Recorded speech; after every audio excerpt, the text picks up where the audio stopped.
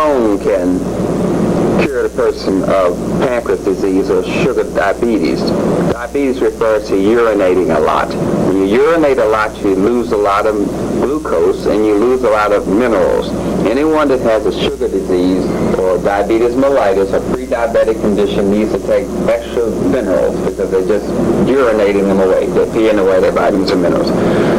So vanadyl sulfate it helps to repair the pancreas and will get a person off of insulin within 6 months. It usually takes about 4 over the years that I've been using it. 4 months you can come off insulin. Chromium can do the same thing. You can take them separately or in combination. Chromium picolinate, I believe, is popularly sold. These two alone can help a person get off of insulin and, of course, repair the damage to the pancreas. Now, when you get into the herbal fare, bilberry is used to help a person get off of insulin and helps repair the damage done to the pancreas. It's also sometimes called huckleberry.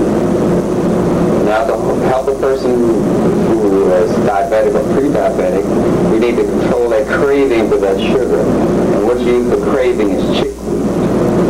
So we would take the bilberry with the chickweed to help the person with the craving for the sugar. This is for the sugar. This is for the craving. Now, golden seal makes something called inulin, which is a precursor for the hormone called insulin. Now, insulin is what is used to break down the carbohydrates. That's why people take insulin injections, because they lack the amylase, which is the enzyme that breaks down starches. It's called amylase. And a person with diabetes has an amylase deficiency, so they need that digestive enzyme called amylase.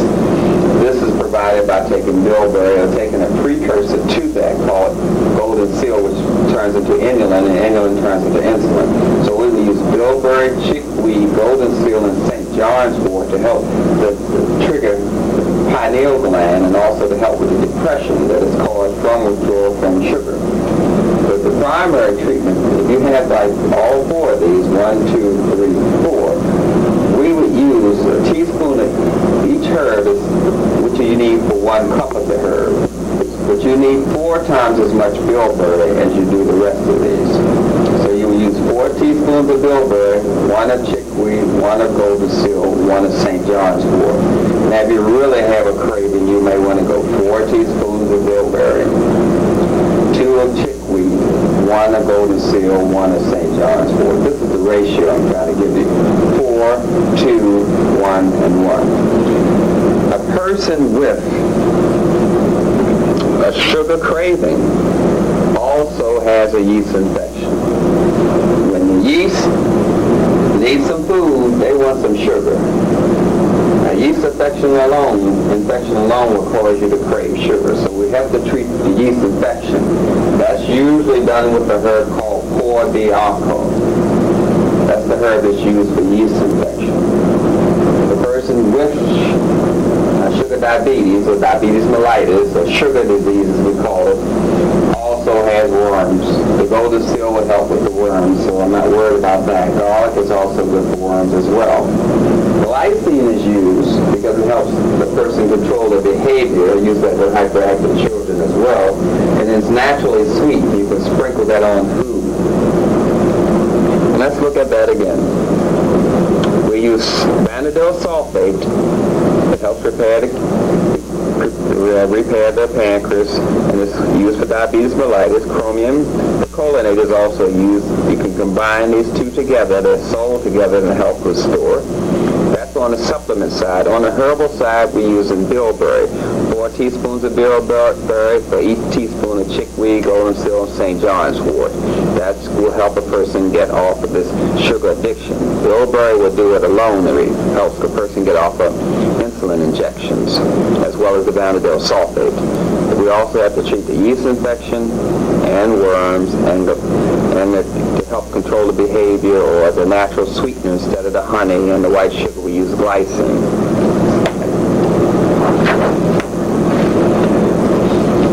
Now, the intricacies of this disease is that what happens is that all the systems get involved, as I mentioned before. That's what makes it so complex, because it attacks the whole system.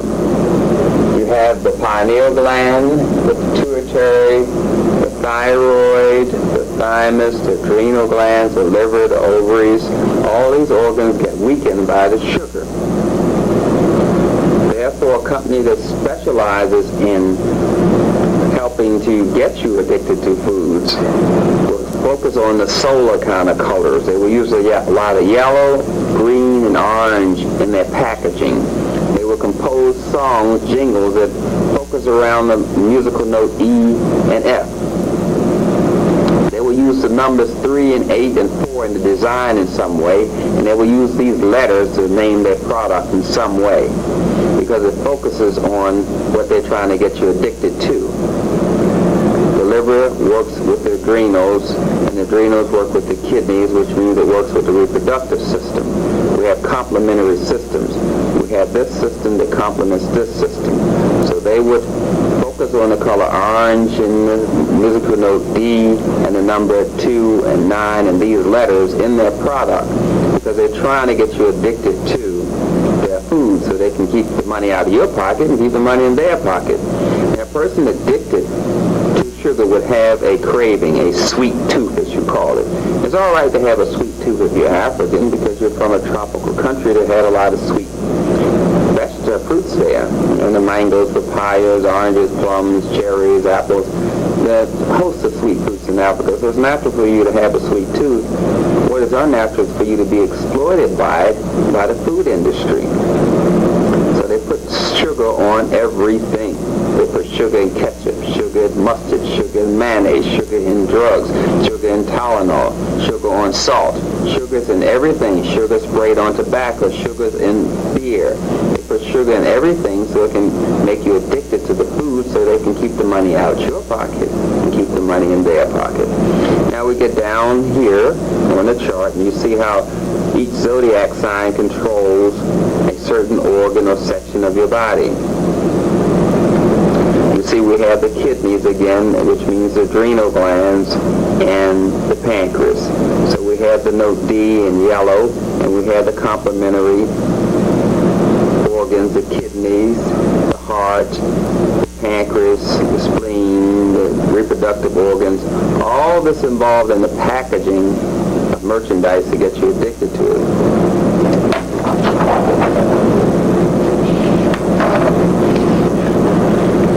Now, on a mental plane, when you look at this holistic chart, which is in the book African Holistic Health, you'll see that when we're dealing with the pancreas and kidney, spleen and liver, we're dealing with the segregation of thoughts.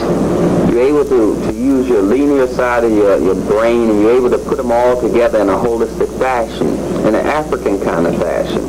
But you can't synthesize those thoughts, yet these glands have been damaged by sugar. Kidney, pancreas, spleen, and liver, which are damaged by sugar. It causes you to lose the ability to synthesize or holistically balance your thoughts. It taxes your respiratory system and your hearing, of course, and your complementary system, your reproductive system.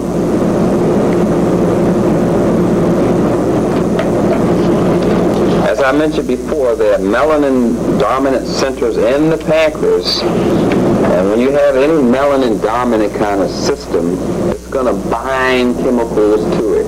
Drugs get bind to it. All these drugs that you see are bound to the melanin. The melanin in the liver, the brain, the reproductive system, pancreas, all of them get weakened by drugs. Codeine, morphine, caffeine, nicotine, all these are drugs bind to your melanin. That's what happens in the case of sugar diabetes. It's the melanin centers in the pancreas that get damaged. The Isles of Langerhans, those are melanin centers in the pancreas.